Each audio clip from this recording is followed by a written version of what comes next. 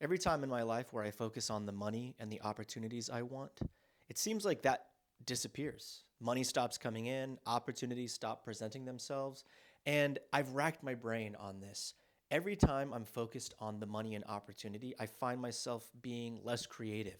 I find myself focusing on the numbers, staring at my bank account instead of the actions that I should be taking to build wealth and make opportunities happen. And I actually want to read you guys a story because I continue to go back to this to determine what am I going to do with my day. And the reason I'm going to read this story is I talked with a friend recently and they're like, I have to make more money. I have to make more money. I have to make more money.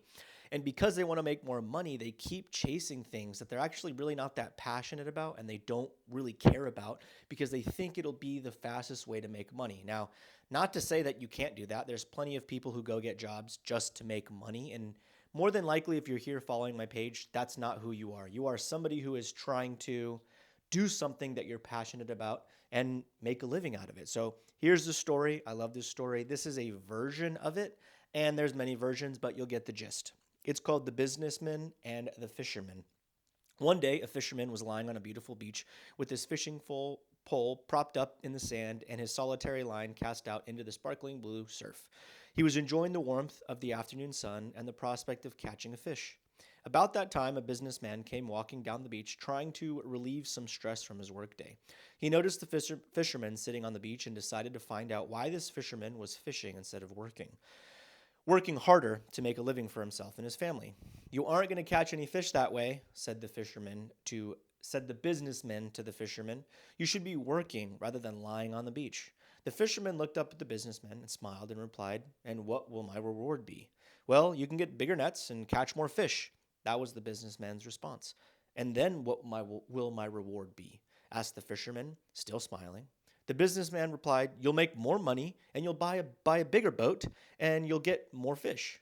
And then what will my reward be? Asked the fisherman again. The businessman was beginning to get a little irritated with the fisherman's questions. You can buy an even bigger boat and hire people to work for you, he said.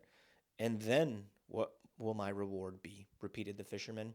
The businessman was getting angry. Don't you understand? You can build up a fleet of fishing boats, sail all over the world, and let all your employees catch fish for you. Once again, the fisherman asked, And then what will my reward be? The businessman was red with rage and shouted at the fisherman, Don't you understand that you can be so rich that you will never have to work for a living again? You can spend all the rest of your days sitting on the beach looking at the sunset, and you won't have a care in the world. The fisherman, still smiling, looked up and said, And what do you think I'm doing now?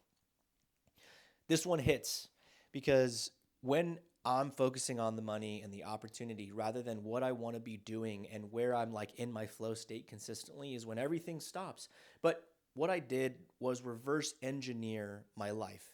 I recognize not everybody has this opportunity and not everyone lives the same life, but I think it's something that you can think about consistently and maybe you do have the opportunity and this is perfect for you. What I mean is rather than thinking, what can I do to make money? What can I do to make money?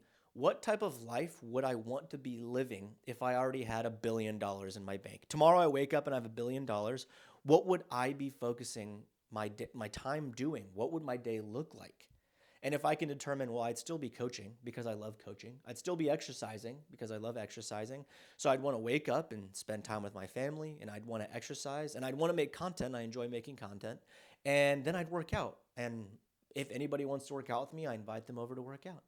And maybe I'd go coach and help people with some social media and maybe help some people with fitness. And I'd probably go do some jujitsu. And I like to eat out every now and again and spend time with my family.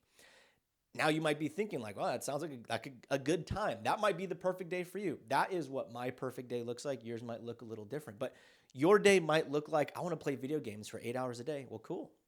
There's a potential for you to do that. You can get sponsored to do that. You can stream. You can build that life that you want to live. Now, some might have to, go to work and have a different job while you're building that life, but it should be, what are the things that I want to be doing with my day, and how can I monetize the things if you want to go that route? I wanted to go that route, so I've kind of fallen into this, but I was coaching all day and I wanted to work out all day. So I started coaching at a gym where I could work out a majority of the day and coach. Now, it wasn't the most lucrative. I wasn't making enough money to provide for my family.